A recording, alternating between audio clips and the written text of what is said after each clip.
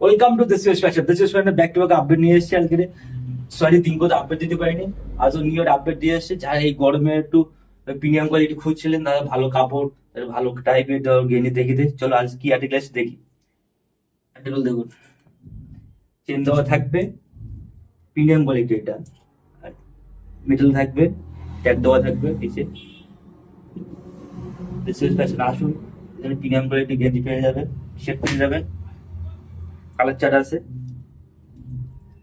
এর সাইজ থাকবে M to L, এই দুটো সাইজে এসছে। আরো এসছে আর্টিকেলটা কালার করে অসম অসম কালার পেয়ে যাবেন দেশের ফ্যাশনে।